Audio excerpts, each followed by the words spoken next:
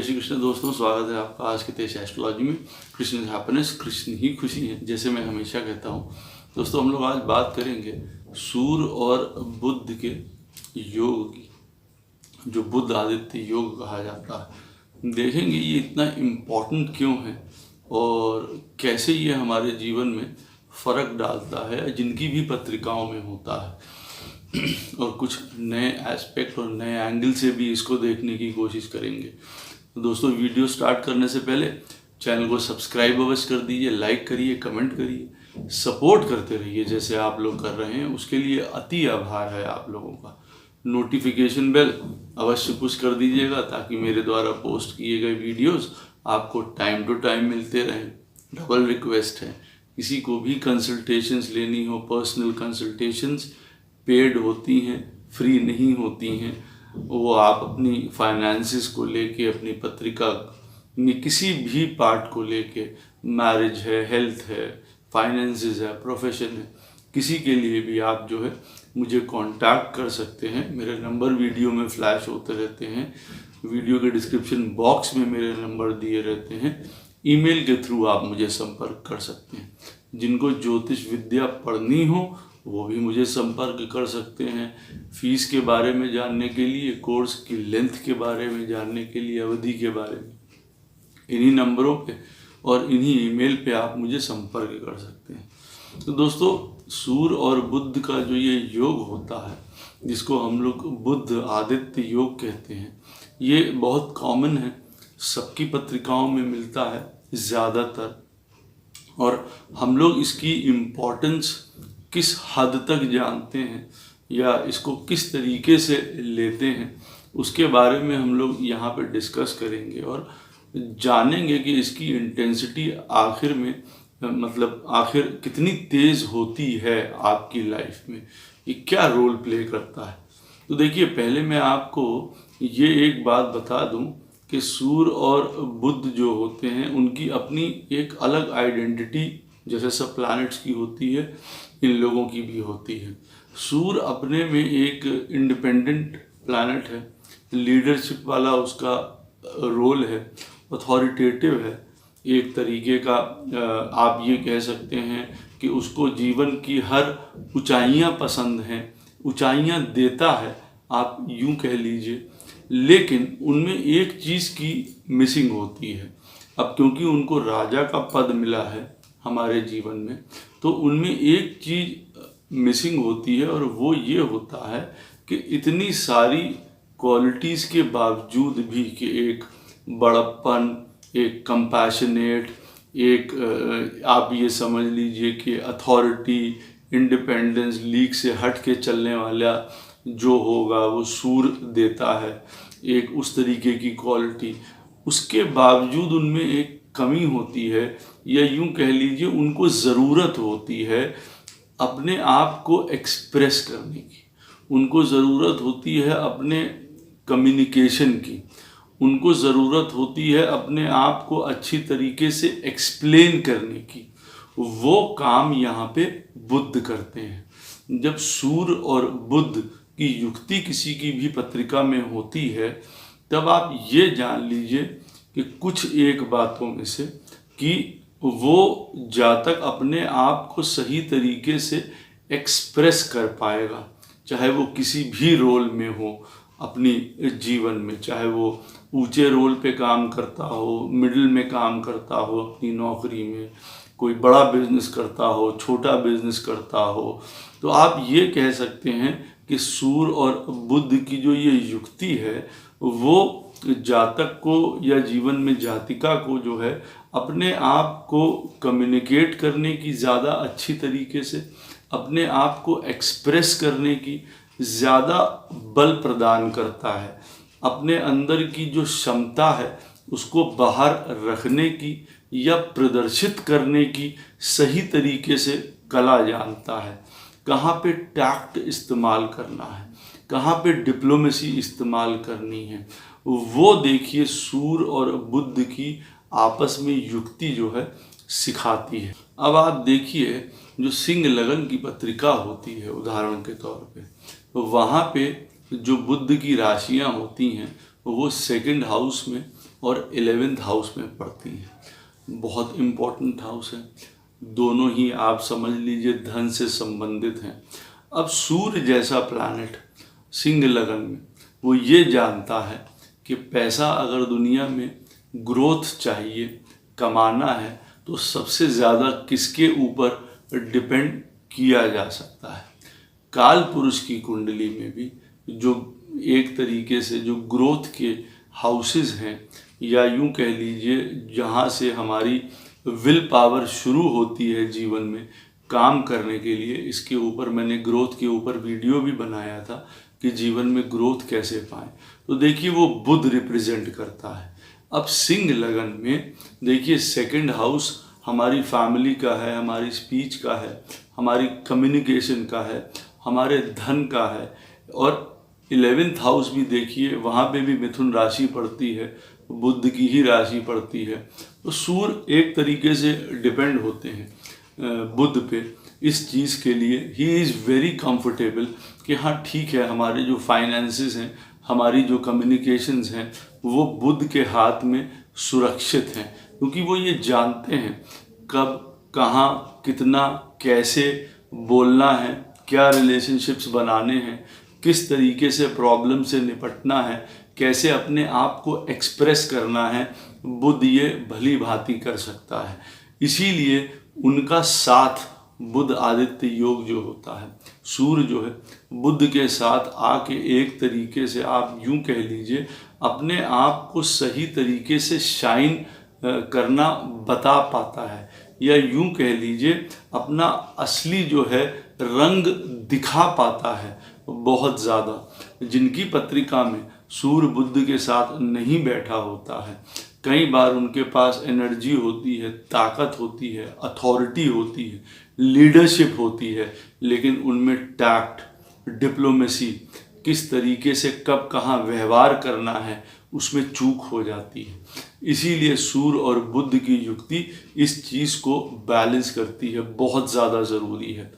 Growth की ये परिचायक है, ये जो बुध और सूर्य की आपस में युक्ति है, एक तरीके से दोनों का जो साथ होता है।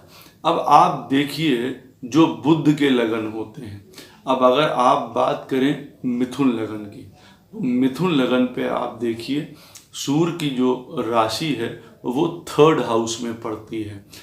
वहाँ पे भी एक तरीके की ग्रोथ के पैटर्न के लिए सूर्य को ही वहाँ पे 3rd हाउस में लिया गया है, क्योंकि यहीं से सारी एक्टिविटीज़ शुरू होती हैं, यहीं से सारी एम्बिशंस शुरू होती हैं, यहीं से सारी डिज़ायर्स शुरू होती हैं, एफर्ट्स शुरू होते हैं हर तरीके के। तो उन्होंने जो सीड ऑफ ग्रोथ है या सीड ऑफ डिज़ायर है वो सूर्य के ही हाथों में दिया है बुध ने भी। क्यों? क्योंकि अब उनके पास भी इंटेलिजेंस है, उनके पास विट है, चालाकी है, हर प्रकार का उनके पास काम करने का तरीका है। बट अब उनको कोई एक ऐसी एनर्जी या उनको एक ऐसा साथी चाहिए जिनको वो मित्र कहते हैं सही मामले में, वो उनको सूर्य नज़र आता है। वहाँ पे वो 3rd हाउस का जो रोल है अपने एम्बिशंस का, अपने डिज़ायर्स का, 3rd हाउस बहुत इम्पोर्टेंट हाउस होता है। मैंने इसके ऊपर भी वीडियो बनाया हुआ है। तो मिथुन लगन में आप देखेंगे कि 3rd हाउस का जो स्वामी है वो सूर्य बनता है। वहाँ पे भी बुध जो है ये रिस्पॉन्सिबिलिटी सूर्य के हाथ में देते हैं कि आप हमारे जीवन में जो हमारी एम्बिशंस हैं, डिज़ायर्स हैं, गोल्स हैं, उसको सेट करिए। और वो ये भी जानते हैं बुध महाराज भी कि सूर्य अपने में एक सात्विक प्लैनेट है, राइटिस प्लैनेट है। इनके हाथ में बागडोर दे देने से बात गड़बड़ नहीं होगी, चीज़ें गलत नहीं जाएंगी, ये वो भी जानते हैं। तो इसलिए पूरा जो है वो जोर वहाँ देते हैं। दूसरा, अगर आप मिथुन लगन में ही देखेंगे तो जो 6th हाउस है और जो 11th हाउस है वो मार्स के हाथों में होता है, जो दूसरे ग्रोथ के हाउसेस होते हैं। लेकिन आप ये देखिए वो मरकरी जो है मंगल के साथ कंफर्टेबल नहीं है, या यूं कह लीजिए आपस में दोनों की बनती नहीं है, दुश्मन है। तो वो सूर्य के ऊपर ही डिपेंड करते हैं एक पावर के लिए, एक एनर्जी के लिए। क्योंकि अब उनके पास दिमाग है, उनके पास सब प्रकार का काम करने का तरीका है, लेकिन उनको भी किसी प्रकार की एनर्जी चाहिए, फायर चाहिए, जो कि या तो वो मंगल से लें और या वो सूर्य से लें। तो यहाँ पे सूर्य से वो लेते हुए नज़र आते हैं। देखिए मिथुन लगन में हम लोग कन्या लगन की बात करें, वहाँ पे भी बहुत ज़्यादा इम्पॉर्टेंट रोल सूर्य देखिए प्ले करते हैं। कन्या लगन वालों के लिए भी आप देखेंगे जो त्रिक हाउस है, 6th हाउस जो है सैटर्न वहाँ पे सैटर्न का घर है, और 8th हाउस जो है वो मार्स का घर है, और जो 12th हाउस है वो सूर्य के अंडर आता है। वहाँ पे भी सूर्य बहुत इम्पॉर्टेंट रोल प्ले करते हैं बुध के लिए। वजह वहाँ पे भी देखिए ये है कि किसी भी प्रकार का आप ये कह लीजिए ऑब्स्ट्रक्शंस हैं, परेशानियां हैं, चैलेंजेस हैं, कोई ऐसे जीवन में कार्य हैं जो अनएक्सपेक्टेड तरीके से हमको दुख पहुंचाते हैं, उन सारी चीज़ों का कारक जो है सैटर्न और मार्स के पास है। अब उनको एक त्रिक हाउस में या यूं कह लीजिए एक बुरे घर में सूर्य को रिप्रेजेंट करना वहाँ पे कन्या लगन में बुध के लिए एक मान के चलिए बूंद साबित होता है। वजह क्योंकि वो अल्टीमेट हाउस है मोक्षा का भी, वो अल्टीमेट हाउस है हम जो ड्यूटीज़ हैं अपनी जो डिस्चार्ज करते हैं उसके बाद के एक लास्ट में फल का भी है, जो मोस्टली देखिए सात्विकता से घिरा हुआ है। अब अगर 12th हाउस में सिंह राशि पड़ती है, अवश्य ही ऐसे लोग जो हैं सात्विकता से भरे हुए काम ही अल्टीमेटली करते हुए नज़र आते हैं। तो एक तरीके का आप ये समझ लीजिए जो नकारात्मक पहलू 6ठे और 8वें स्थान पे सैटर्न और मार्स की वजह से आप कह सकते हैं, उसको बैलेंस करता हुआ सूर्य 12th हाउस में नज़र आता है। जो एक आउटकम है, जो हमारे एक्सपेंडिचर्स हैं, वो सूर्य के हाथों में देता हुआ नज़र आता है बुध, क्योंकि वहाँ पे वो एक राइटेस्ट तरीके से उन चीज़ों को जज कर पाएंगे, उन चीज़ों को हैंडल कर पाएंगे एक सात्विक स्पिरिट से, एक समझदारी से, एक ज्ञान से कर पाएंगे। क्यों? क्योंकि 6th हाउस और 8th हाउस पे वो डिपेंड नहीं हो सकते हैं। कन्या लगन में बुध भी, तो दोनों के लिए एक दूसरे की इम्पोर्टेंस क्या है वो देखिए मैंने आपको उनके लगन के हिसाब से समझाने की कोशिश यहाँ पे करी है। अब आगे उसमें अगर आप एक बात और देखिए कि ये इम्पोर्टेंट क्यों और हो जाते हैं, तो देखिए आप ये पाएंगे कि जो सूर्य के नक्षत्र हैं कृतिका, उत्तर फाल्गुनी और उत्तर आषाढ़, और वहीं पे जो बुध के नक्षत्र हैं अश्लेषा, ज्येष्ठा और रेवती, आप इन 6 नक्षत्रों को देखेंगे तो ये एक तरीके के पावर हाउस हैं, स्टोर हाउसेस हैं। वैसे हर नक्षत्र इम्पोर्टेंट होता है, इन दोनों प्लैनेट्स के साथ में आने पे जो इनके नक्षत्र हैं वो सारे एक दूसरे के लिए एक्टिवेट हो जाते हैं। आप सब जानते हैं कि अश्लेषा नक्षत्र, ज्येष्ठा नक्षत्र और रेवती नक्षत्र कितने पावरफुल नक्षत्र हैं, कितने इनमें कितनी ताकत है उथल पुथल मचाने की भी और हर प्रकार का फल देने की भी। वहाँ पे वो इसलिए ज़्यादा होता है जो बुध के नक्षत्र हैं, क्योंकि वो ग्रोथ से जुड़ा हुआ है। वो आप लोग मत भूलिए, काल पुरुष की कुंडली में बुध जो है 3rd हाउस को और 6th हाउस को रिप्रेजेंट करता है। तो अवश्य जीवन में ग्रोथ के लिए, आगे बढ़ने के लिए टैक्टिक, डिप्लोमेसी, साम दंड भेद अपनाने पड़ते हैं। परेशानी, कष्ट, हर प्रकार की सिचुएशंस झेलनी पड़ती हैं। इसीलिए जो बुध के नक्षत्र होते हैं वो इसीलिए उसमें इतना ज़्यादा एनर्जी होती है, इतना ज़्यादा पावर होती है उसके अंदर, और इतना ही ज़्यादा उसके अंदर उथल पुथल करने की, उसके अंदर चीज़ों को ऊपर नीचे करने की ताकत होती है।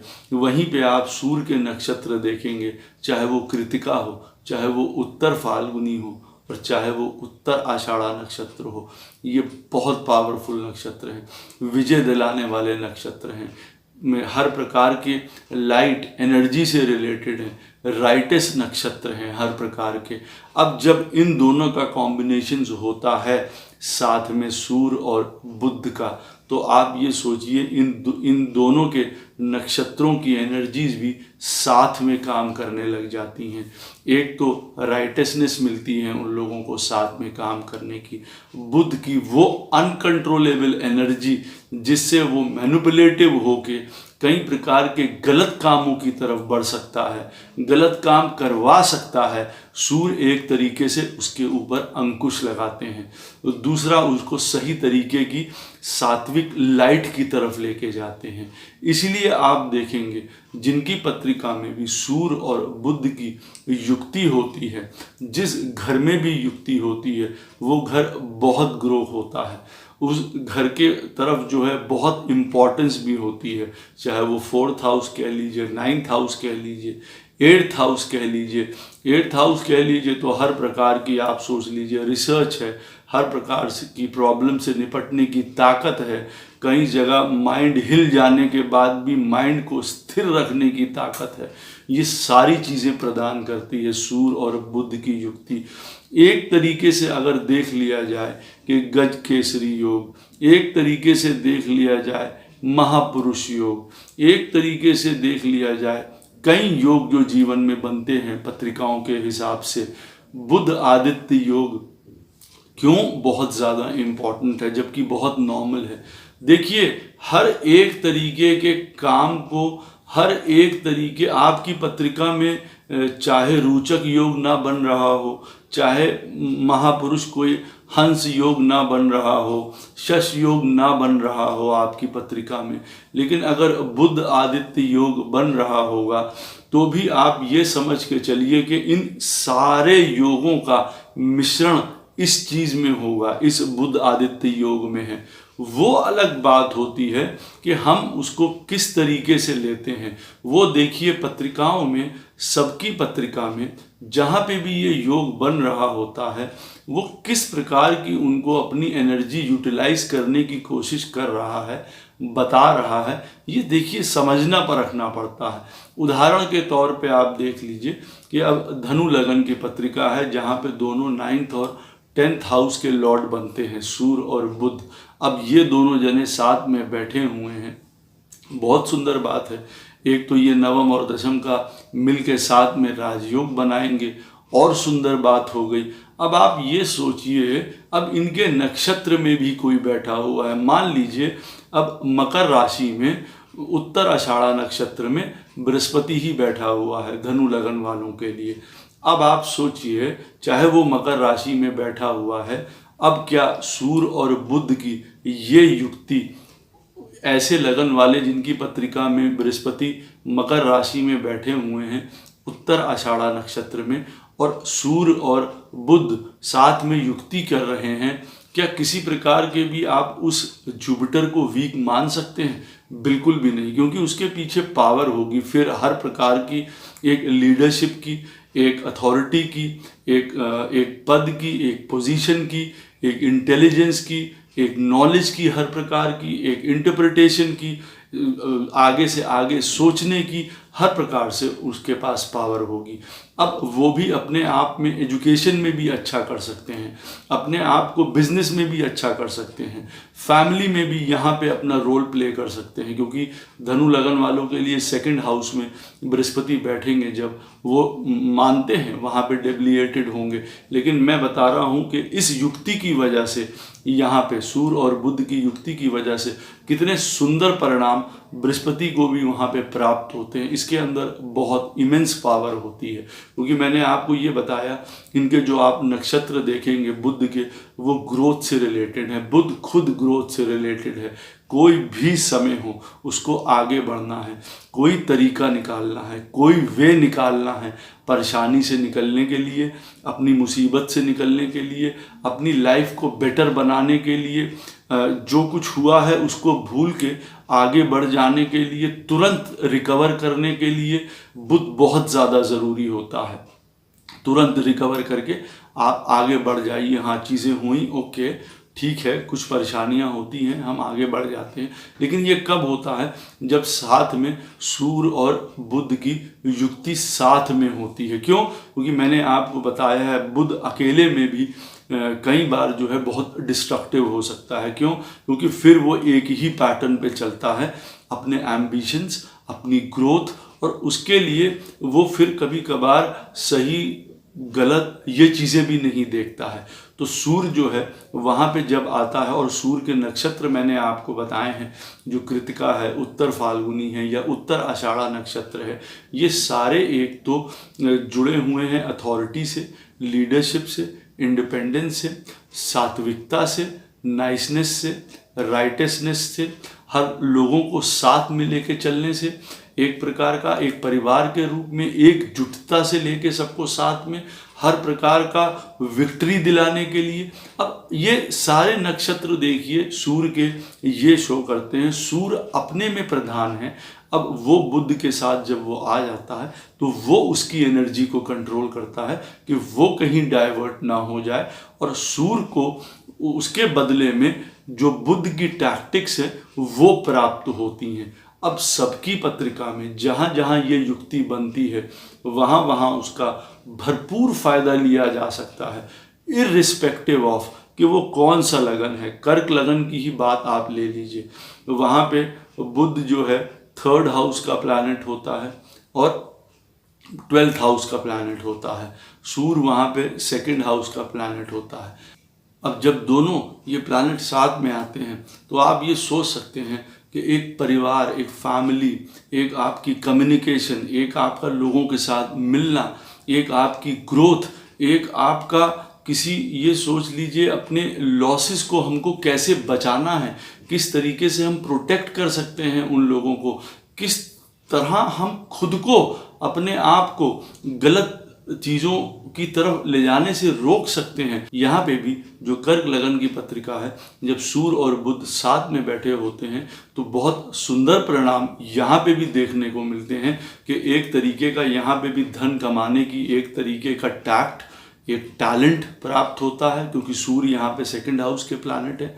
और मैंने आपको बताया है, चाहे अब वो आपको पैटर्नल मनी पहले से हो, आपकी घर में, परिवार में अच्छे पैसे वाले घर में पैदा हुए हों आप, क्योंकि 2nd हाउस में सूर्य जो होता है वो उसका लॉर्ड होता है। लेकिन फिर भी अगर आपको देखिए ये दोनों की युक्ति हो जाती है साथ में, सूर्य और बुध की युक्ति साथ में हो जाती है, तो अवश्य आप मान के चलिए अपने आप धन कमाने के लिए ज़्यादा केपेबल हो जाते हैं, आपके अंदर ज़्यादा अथॉरिटी हो जाती है, क्योंकि यहाँ पे फिर बुध नेचुरल 3rd हाउस का कारक हो जाता है कर्क लगन वालों के लिए। तो उनको वो जानते हैं किस तरीके से आगे बढ़ना है, किस तरीके से बात करनी है, किस तरीके से हमको अपने मोटिव्स का प्लान करना है, अपनी लाइफ को प्लान करना है। सूर्य जब साथ में होता है, back of the mind finances रहते हैं, हमको किस तरीके से उसमें आगे बढ़ना है। एजुकेशन रहती है, क्योंकि 2nd हाउस देखिए एजुकेशन का है, संस्कारों का है, हर चीज़ का है। तो जब ये दोनों साथ में होते हैं तो वंडर्स ही क्रिएट करते हैं। मैं इनको हरिहर भी कहता हूँ, वजह देखिए क्योंकि सूर्य जो है हर को रिप्रेजेंट करते हैं, लॉर्ड शिवा को रिप्रेजेंट करते हैं, बुध जो है विष्णु को रिप्रेजेंट करते हैं, वो हरि को रिप्रेजेंट करते हैं। तो दोनों ये बहुत इम्पॉर्टेंट प्लैनेट है, चाहे आप कह लीजिए सस्टेनेंस के लिए, चाहे आप कह लीजिए डिस्ट्रक्शन के लिए। इन दोनों की युक्ति आपको हर प्रकार की बुद्धिमत्ता, ज्ञान दे के हर मुश्किल परेशानी से निकाल सकती है, आपको सही रास्ता दिखा सकती है, और या फिर आपकी अपनी बुद्धिमानी, आपकी अपनी अथॉरिटी भी कई बार और फिर गलत तरीके से उसकी तरफ चलना या प्लानिंग करना कई बार आपको डिस्ट्रक्टिवनेस की तरफ भी ले जा सकती है।